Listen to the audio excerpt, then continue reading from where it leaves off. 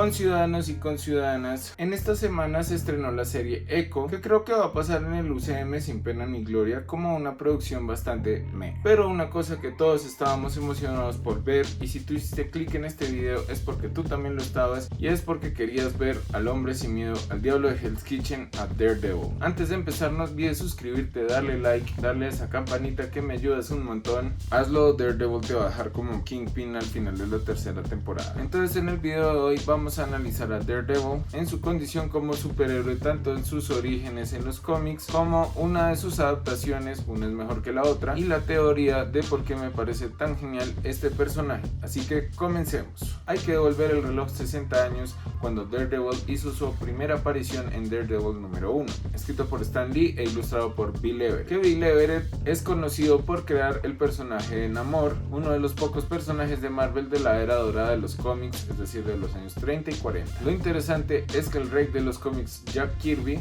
también tuvo que ver con la creación de este personaje, pues fue su idea ponerle los bastones y dio el primer diseño del traje de Daredevil, que se terminó volviendo en el traje amarillo y rojo que ya hemos visto en series como She-Hulk. El primer cómic original de Daredevil trata sobre los orígenes de este personaje y de cómo fue creado por el boxeador medianamente conocido Balin Jack Murdock, un boxeador que aparte de eso era un padre soltero y tuvo que crear a su hijo Matt él solo. Jack le inculcó a su hijo sobre la resolución pacífica de los problemas y la importancia de su educación, razones por las cuales Matt se volvió abogado. Para los que no conocen la historia de este personaje, Daredevil se queda ciego porque le cae una sustancia radioactiva en los ojos, una sustancia que también es el origen de las tortugas ninja. Es fascinante los parecidos que hay entre Daredevil y las tortugas ninja, pero ya hablaremos de eso más adelante. Pero esta sustancia, lo importante es que también hace que se desarrollen sus sentidos más que los otros. Entonces él tiene un super oído, un super olfato, un super gusto y un super tacto. Y esto le da un sentido como de radar.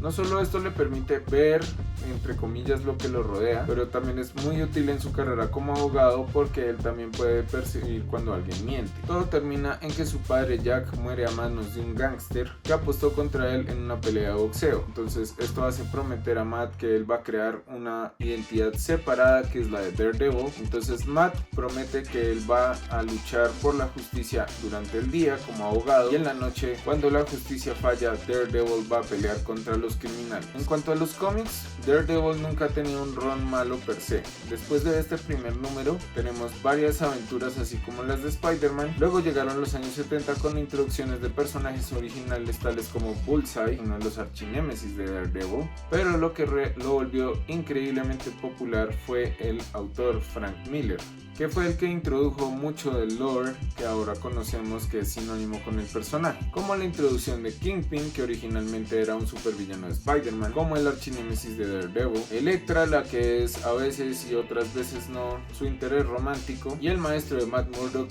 Stick, que también es como la plantilla para el personaje de Splinter, y la organización de la mano, que es parodiada en las Tortugas Ninja como el clan del pie. También de los muchos creadores que se han metido con la historia de Daredevil tenemos a Ann Nocenti, J.M. Matthijs, Kevin Smith, Brian Michael Bendis, Ed Brubaker, Mark Waid, Chip Zdarsky, entre muchos otros, que todos tienen unos cómics.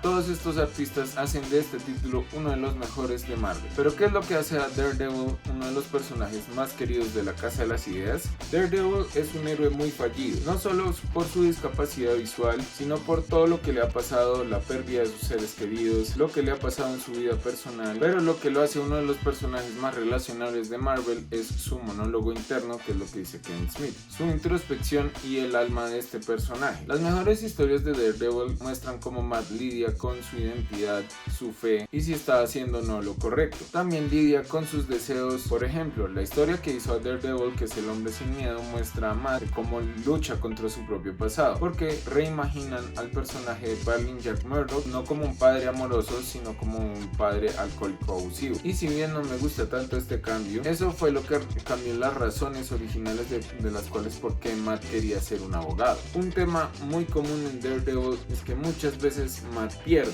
como su buen amigo el Hombre Araña. Como dije antes, Matt ha sufrido mucha pérdida, también tiene peleas tanto internas como externas, pero es el hecho de cómo trabajan los artistas para crear este personaje. Como Mark Waid muestra un héroe que a pesar de todo lo que ha vivido, aún así puede construir un futuro mejor, y otros más oscuros como Chip Zdarsky nos muestran un Matt que al principio está consumido por la culpa, pero usa esa culpa para volverse una persona mejor y poder llegar a perdonarse a sí mismo. Daredevil también se nos muestra cómo usa su fe para tomar cada una de las decisiones. Muchas de sus historias tienen este elemento trascendental de autorreflexión, de qué tomar de esas lecciones y qué le están enseñando, y eso normalmente no se encuentra en otros cómics de superhéroes. Otra cosa es la dualidad de alguien que es un católico devoto, cómo usa un diablo rojo que es un símbolo del mal para luchar contra los criminales. Es que se puede interpretar como esa doble identidad que hablé al principio, y que Matt usa esto como el demonio que todos tenemos adentro y de cómo lo está dejando salir. O sea que más que para ser un símbolo de miedo, también es un símbolo para él mismo. Una cosa que es genial de este personaje es la consistencia de la calidad en cuanto a sus historias. Una anécdota es que una vez pregunté en un grupo de cómics que de dónde comenzaba a leer a Daredevil, y había una persona que me dijo: no te puedes equivocar, desde cualquier lugar que lo tomes te vas a encontrar con una buena historia, porque hay muchas perspectivas diferentes sobre este personaje, y esa introspectiva, ese monólogo interno, incluso ese reflejo de su fe, están excelentemente adaptadas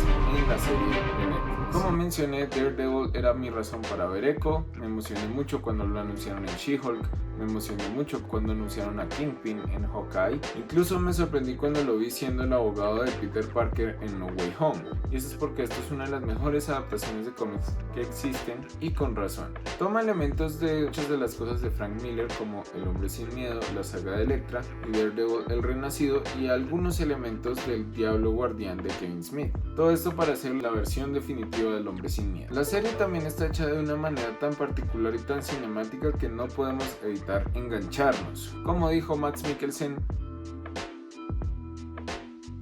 otro elemento es que está escrito de manera excelente, llena de giros de tal manera que la aparición del personaje de Wilson Fisk sea un misterio total durante los primeros episodios. O sea, el jefe de jefes es un ser intocable para un abogado pequeño de Hell's Kitchen, y también nos va mostrando cómo va arrinconando a los personajes, que ellos mismos se cuestionan su moralidad y qué tan lejos llegarían para atrapar a este tipo que piensa que se puede salir con la suya. El show está lleno de debates también del determinismo contra el libre albedrío, y esa delgada línea que camina Daredevil que lo separa de los criminales. Por ejemplo, en esta excelente escena de la azotea con The Punisher, también lidia con la fe de Matt, de cierta manera la estrella que lo dirige y la que le construyó todas sus convicciones morales, y a la cual recurre cuando él tiene un dilema.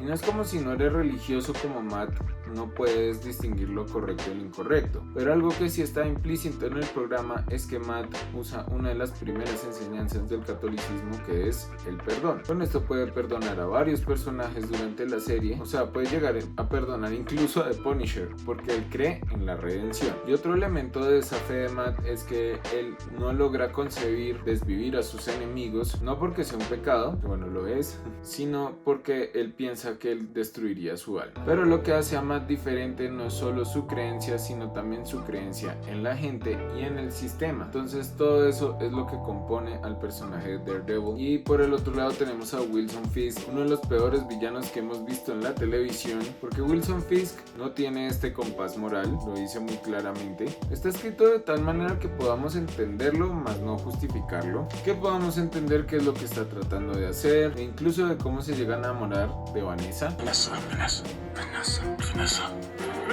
Pero de cierta manera el personaje de Wilson Fisk es irredimible, y eso nos damos cuenta al final de la temporada, de la segunda y de la tercera. Desde los días de Miller hasta los días de Zdarsky, hemos visto cómo Matt atraviesa un infierno personal y logra superarlo para volverse un mejor héroe y una mejor persona. Y también lo podemos ver en la serie, porque incluso en la serie, cuando estamos en la tercera temporada y Matt se cuestiona su fe, o incluso de sus convicciones morales de si debería desvivir o no a Fisk, esto todo se cumple al final, porque tiene la oportunidad de mirar a la cara al demonio, es decir a Fisk, y decirle que no. Conclusión.